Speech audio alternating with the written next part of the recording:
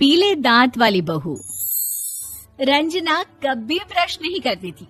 उसे कितनी बार उसके माँ बाप ने डांटा, लेकिन उसका कोई असर उस पर होता ही नहीं था, जिस कारण से उसके दांत पीले पीले हो जाते हैं। शादी के बाद। अरे बहू, वैसे तो तुझ में कोई कमी नहीं है, पर तेरे दांत इतने पीले कैसे हैं बेटा? कैसे मतलब? कोई सर्जरी थोड़ी ना कराइए। वो तो क्या नाम, मैं ब्रश नहीं करती थी तो पीले हो गए। अब क्या करूं?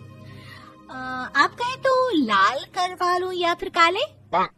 यार ये क्या है, क्यों माँ से लड़ रही हो? लड़ रही हूँ?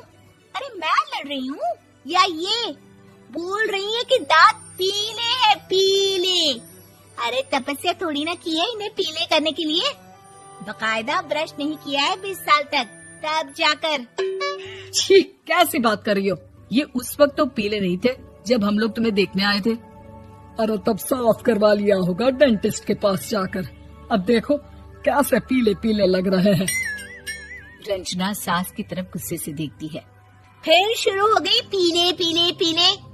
अरे पीले तो तब भी थे जब मेरे हाथ का रसगुल्ला उड़ा उड़ा कर खा रही थी और बोल रही थी, लड़की नहीं गुणों का खजाना दे रहे भाई साहब आप। खैर, अब वो लोग करते भी तो क्या करते, पीले दांत वाली बहू पल्ले पड़ी थी तो झेलना तो था ही। एक दिन कीर्तन में रंजना गाना गा रही थी। अरे कमला बहन, माँ का द्वार है, यहाँ तो सब शुद्ध होकर आते हैं, फिर अपनी बहू को ब्रश भी नहीं करवाती तुम। दूर से पीले पीले दांत भक्ति में बाधा उत्पन्न कर रहे हैं। और कोई 2 साल के बच्चे थोड़ी ना लेकर आई हूँ मैं बहू बनाकर। अच्छी खासी लड़की है, अरे कैसे करवाऊं ब्रश? ये तो उसे खुद करना चाहिए ना। अब माँ बाप तो इसके जैसे तैसे निपटा दिए, ये नहीं सोचा कि सास कैसे संभालेगी।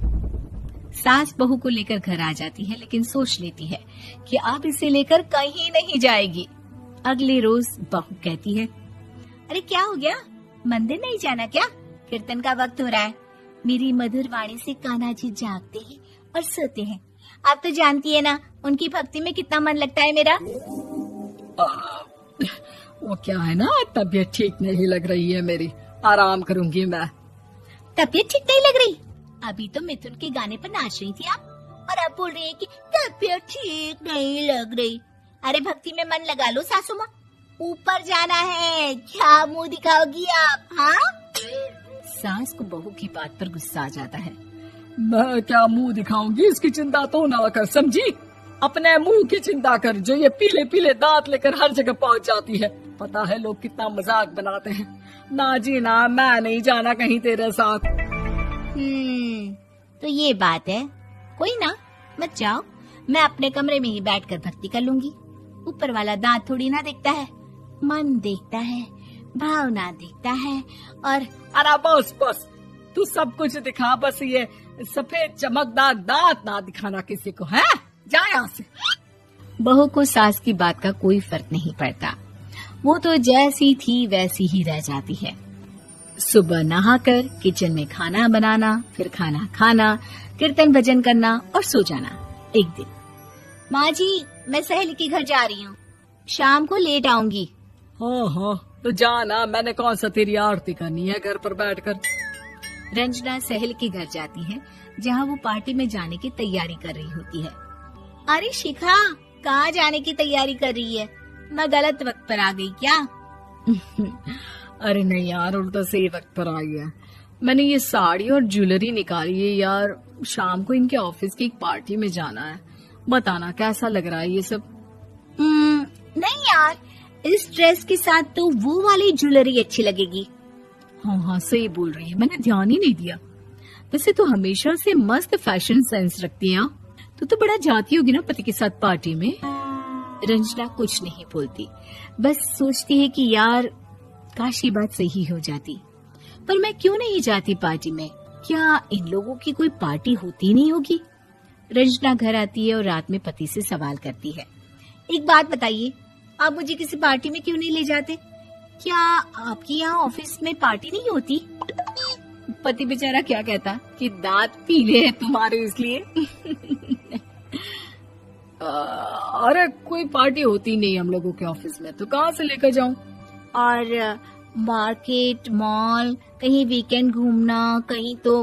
अरे यार सारे हफ्ते में एक छुट्टी मिलती है, तो सोचता हूँ कि आराम ही कर लूं। क्यों?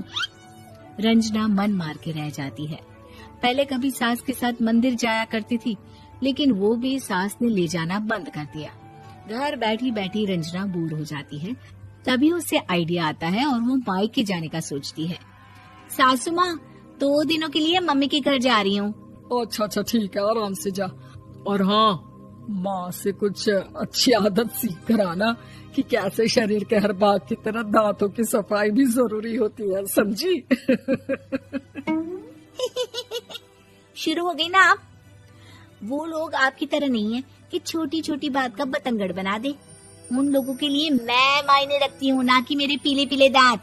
रंजना माँ को बिना बताए उन लोगों को सरप्राइज देती है, लेकिन जैसे ही वो दरवाजे पर पहुँचती है, अंदर देखती है कि घर वाले कहीं जा रहे होते हैं। अब माँ, काश रंजना दीदी के दांतों वाली प्रॉब्लम नहीं होती, तो वो भी हम लोगों के साथ चलती ना बुआ जी की बेटी की शादी में। हाँ बेटा, लेकिन अब उसे कौन समझाए कि उसको उसके पीले दांत नहीं दिखते, लेकिन उसके आसपास के लोगों को कितना एम्बैरेसिंग फील कराते हैं।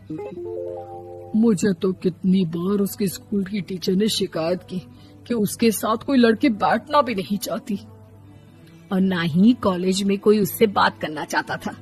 लेकिन पता नहीं क्यों उसे ये बात समझ में ही नहीं आती। कोई कमी नहीं है उस लड़की में, बस यही कि दांत पीले हैं।